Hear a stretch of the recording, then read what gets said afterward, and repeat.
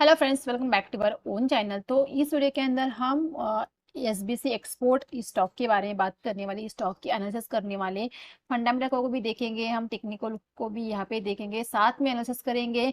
फिर आप खुद डिसाइड करना है आपको स्टॉक को कहाँ पे बाय करना है, कहाँ पे सेल करना है, या बाय करना या नहीं करना, ये डिसीजन आपको खुद को लेना है। जब हम ये एनालिसिस कंप्लीट कर लेंगे, हम फंडामेंटल को भी देखेंगे और टेक्निकल को भी देखेंगे। तो इन चीज़ों को समझेंगे, फिर डिसाइड करेंगे क्या हमें स्टॉक के अंदर क्या करना है। मतलब बाय को बाय करना है या बाय करके रखा है तो उसको होल्ड करना है, कहाँ तक होल्ड करेंगे, कहाँ तक मोमेंटम आएगा, किस लेवल्स के नीचे स्टॉक से हमें निकलना चाहिए। सारे पॉइंट्स डिटेल में एनालिसिस करने वाले हैं। सिर्फ आप वीडियो को पूरा देखिए और चैनल को अभी तक सब्सक्राइब नहीं किया तो सबसे पहले जाके जल्दी से जाके इस चैनल को सब्सक्राइब कीजिए, ताकि आपको इससे ही इंफॉर्मेटिव वीडियो मिलते रहे। और बेल आइकन दबाना मत भूलिए, क्योंकि जैसे ही वीडियो पोस्ट होगा आपको उसका नोटिफिकेशन आ जाएगा, अगर आप वीडियो को मिस नहीं करोगे। तो जल्दी से जाओ, चैनल को सब्सक्राइब करो। तो देखिए, अगर बात करते हैं स्टॉक की, ये स्टॉक गारमेंट इंडस्ट्री में कामकाज करता है। ये स्टॉक की अगर बात करें, ये कारपेट मैन्युफैक्चरिंग में लीडिंग कंपनी है। वुलन सिल्क के कारपेट, तो इसके अंदर ये कंपनी लीड कर रही है। इसके साथ ट्रैवलिंग में कंपनी कामकाज करती हुई नजर आ रही है। इसके साथ आईटी सेक्टर में ये कंपनी कामकाज करते हैं। मतलब ये चारों बिजनेस के अंदर कंपनी का कामकाज चलता हुआ नजर आ रहा है।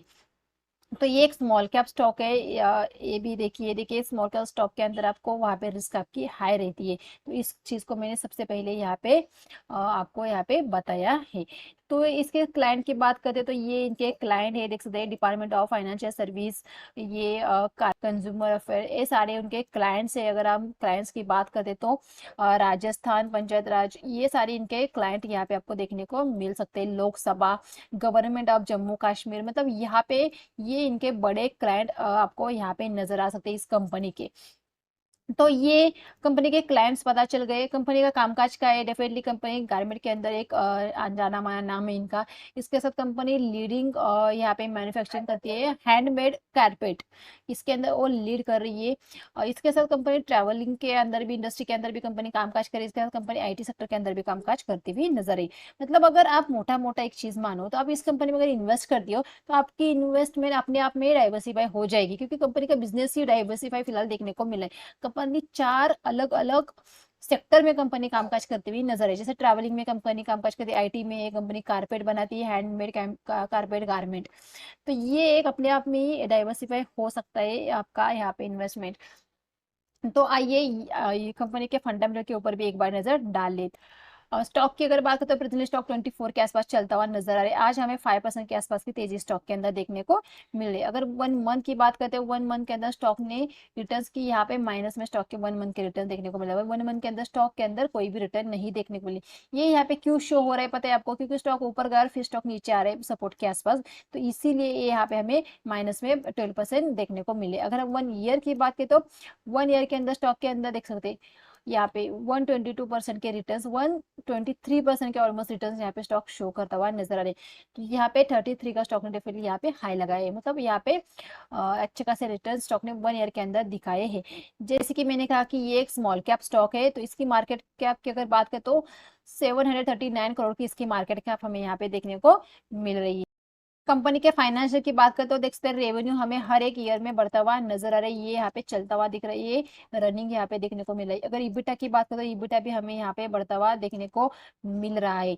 बात करते हैं नेट इनकम की, तो नेट इनकम डेफिनेटली हर एक साल में डबल होता हुआ हमें देखने को मिल रहा है। मतलब कंपनी अपने प्रॉफिट को डबल करती हुई यहाँ पे नजर आ रही है। तो स्टॉक की अगर प्रमोटर की बात करते हैं हम, तो प्रमोटर की होल्डिंग हमें यहाँ पे 65% देखने को मिल रही है। इसके अलावा यहाँ पे एफ आई की 0.03% की होल्डिंग देखने को मिल रही है। यहाँ पे रिटेल की 34% होल्डिंग देखने को मिले।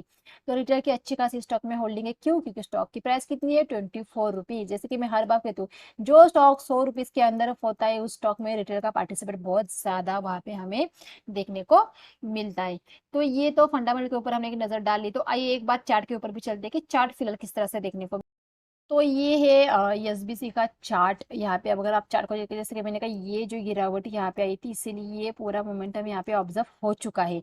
मतलब यहाँ पे अगर देखेंगे, ये यहाँ पे स्टॉक का सपोर्ट है जो यहाँ पे ब्रेकआउट हुआ था, उससे ऊपर गया था, फिर उसी लेवल के आसपास आए थे। जैसे नीचे आए देखिए, यहाँ पे बायर एक्टिव हो गए। तो जब भी कोई सपोर्ट लेवल के पास आएगा तो ये एक बार यहाँ पे बाउंस करेगा। तो ये अगर देखें तो यहाँ पे एक डब्ल्यू काइंड ऑफ पैटर्न मुझे बनता हुआ दिख रहा है। मतलब ये जो कैंडल बनी, इसके हाई के ऊपर निकल जाएगा तो डेफिनेटली फिर से हाई टेस्ट करेगा। तो यहाँ पे अगर आपके रिस्क की बात करें तो ये जो लो लगा है यहाँ पे, ये हमारा एसएल होगा। मतलब 19 के एसएल के साथ हम बने रह सकते हैं फिर से हाई तक के टारगेट के लिए। अभी यहाँ से आपकी रिस्क कितनी है और आपका रिवॉर्ड कितना है, और क्या आप उतनी रिस्क अफोर्ड कर सकते हो क्या, इन चीजों को आपको खुद एनालिसिस करना है। क्योंकि पैसा आपका लगने वाला है, रिस्क आप लोगे, और आप कितनी रिस्क लोगे ये आपको पता है। मुझे नहीं पता है कि आपकी रिस्क कितनी है, मतलब आप कितनी रिस्क अफोर्ड कर सकते हो। तो ये मैं आपको चीजें समझ रही हूँ, इसके बेसिस पे आप अपने कैलकुलेशन कीजिए कि आप अगर इतने लगे तो आपकी रिस्क इतनी होगी, तो क्या आप उतना अफोर्ड कर सकते हो। बात आती है रिस्क के सेकंड टॉपिक की। जो हम पैसे लगाते हैं स्मॉल कैप स्टॉक के अंदर, तो वहां पे क्या हो जाता है, उतने ही पैसे लगाओ जहाँ पे आपके, अगर मानो आपके आधे पैसे डूब भी जाए या पूरे पैसे डूब भी जाए, तो आपको कोई भी यहाँ पे अफसोस ना हो। क्योंकि बेसिकली क्या होता है स्मॉल कैप के अंदर, एक मोमेंटम हो जाता है और फिर हम अगर एंटर कर लेते हैं, तो फिर से अगर कुछ यहाँ पे न्यूज आ जाते हैं, निगेटिव न्यूज आ जाती है, तो अगर हमारे पैसे अगर वहाँ पे फंस भी जाते हैं, फिर भी आपके फाइनेंशियल के ऊपर या फाइनेंशियल स्टेटस के ऊपर आपके कोई भी फर्क ना पड़े, आपकी लाइफस्टाइल के अंदर कोई भी वहां पे चेंजेस ना आए। तो इसीलिए मैं कह रही हूँ कि आप अपने रिस्क को ध्यान में रख के इन्वेस्ट कीजिए स्टॉक के अंदर। मैंने स्टॉक को पिक करने की एक ही वजह थी कि मुझे फंडामेंटल भी अच्छे लग रहे थे, इसके साथ मुझे स्टॉक सपोर्ट के आसपास आता हुआ दिख रहा था, जहां से फिर से स्टॉक के अंदर बायर एक्टिवेट हो चुके हैं। तो अगर फिर से ऊपर जाएगा तो फिर से हाई टेस्ट करेगा, तो ये एक रैली हम फिर से कैप्चर कर सकते हैं। लेकिन हमारे पास सिर्फ इसे नहीं देखना है, हमें रिस्क को भी देखना है। ये हमारा रिस्क है, ये हमारा रिवॉर्ड है। तो उसके मुकाबले हमें एक 1:10 की ट्रेड यहाँ पे मिल सकती है, लेकिन स्ट्रिक्टली एसएल के साथ। लोग एसएल को देखते ही नहीं है, बस यहाँ पे बाय बोला तो तुरंत बाय कर लिया, फिर स्टॉक नीचे आ जाता है, एसएल हिट हो जाता है, इसके नीचे आता है, फिर आपने तो गलत बताया, स्टॉक तो ऊपर गया ही नहीं, स्टॉक ने नीचे में। लेकिन जब मैंने टारगेट बताया है तो भाई मैंने एसएल भी बताया है, उसे क्यों नहीं सुना, उसे क्यों नहीं देखा, बस टारगेट ही क्यों देखते हो सबसे पहले। एसएल के ऊपर भी ध्यान दो, उसको भी सुनो, उसको भी लगाओ, तभी तो प्रॉफिट होगा। इसीलिए मार्केट के अंदर अगर कामकाज करना है तो एसएल के ऊपर बहुत स्ट्रिक्टली रहना पड़ेगा। और खास के स्मॉल कैप स्टॉक के अंदर आपको रिस्क को भी ध्यान में देना है, क्योंकि वहां पे आपकी रिस्क ज्यादा रहती है। तो देखिए आपको हमने फंडामेंटल टेक्निकल दोनों चीजें हमने साथ में डिस्कस कीजिए की है। तो आप खुद डिसाइड कीजिए कि क्या आप उतनी रिस्क लेके स्टॉक को बाय कर सकते हैं क्या, कि आपका कोई और ओपिनियन रहेगा। मेरे से अगर कुछ पॉइंट छूट गए तो आप भी उन पॉइंट के ऊपर नजर डालिए, मुझे कमेंट भी चीजें समझे। अगर मुझसे कुछ छूट गया है, अगर मैंने कुछ देखा नहीं है, कुछ अगर इसमें अच्छी बात हो या कुछ गलत बात हो कंपनी के अंदर, वो भी आप मुझे कमेंट्स में बता सकते हो अगर मेरे नजर में नहीं आई हो। और देखिए आपने चैनल को अभी तक सब्सक्राइब नहीं किया तो जल्दी से जाके सबसे पहले चैनल को सब्सक्राइब और लाइक कीजिए वीडियो को। मिलते हैं नेक्स्ट वीडियो में।